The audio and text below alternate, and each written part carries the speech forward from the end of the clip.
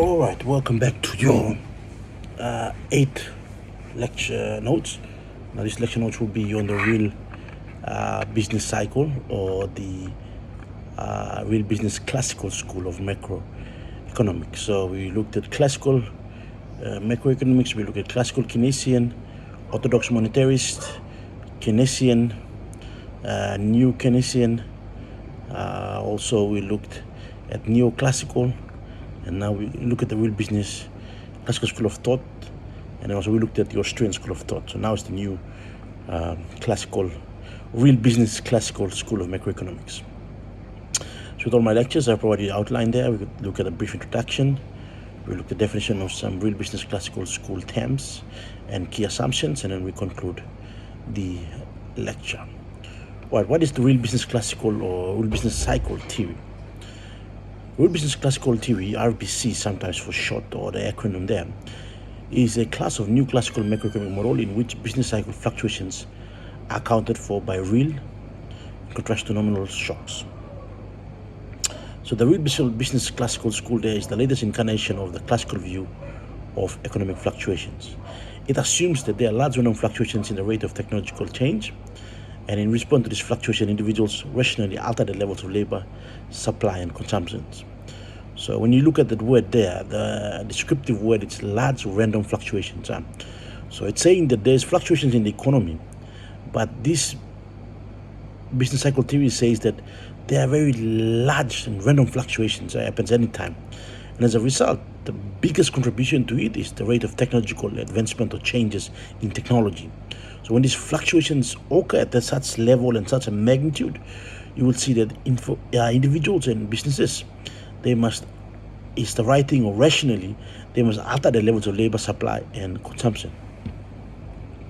All right, the real business cycle theory is the latest incarnation of the classical view of economic fluctuations, and then it assumes that there are large fluctuations in the rate of technology. In response to this level, fluctuations alter the levels of labor, supply, and consumption. So, all right. So what it's saying is that this theory is built on the premise that there must be, when taking into calculations, there must be a model that caters for these fluctuations, and then it must be recorded as real sort of shocks in the macroeconomic space. So when you look at the theory itself, it's, if you see your lecture notes, the title of the real business cycle theory, it's a theory that suggests that business cycles are a result of technical changes and the availability of resources, both of which influence productivity and cost changes in the long run aggregate supply. All right, an example it gives there is oil prices in the US have increased rapidly. As a result, productivity decreases significantly for companies that operate heavy gasoline fuel machinery. This decrease in productivity means that the economy is experiencing a decrease in its real output, which results in the decrease in the long-run aggregate supply of the U.S. Okay, let's look at this example sort of to broaden your perspective. Let's try to bring it home for you so it's clear understanding. Right, in this world today, oil is very important because a lot of these machineries that are employed in production, they're employed in factories, they're employed in machinery and plant sort of setups, they run on oil. So for instance, so if you have a excavating company that's hired by the mine, and the company employs 5 excavators, 5 excavators cost them around 5,000 kina worth of fuel. So 5 is 21,000 kina worth of fuel every sort of fortnight, let's say. So 5,000 per machinery, per excavator, as well 25,000.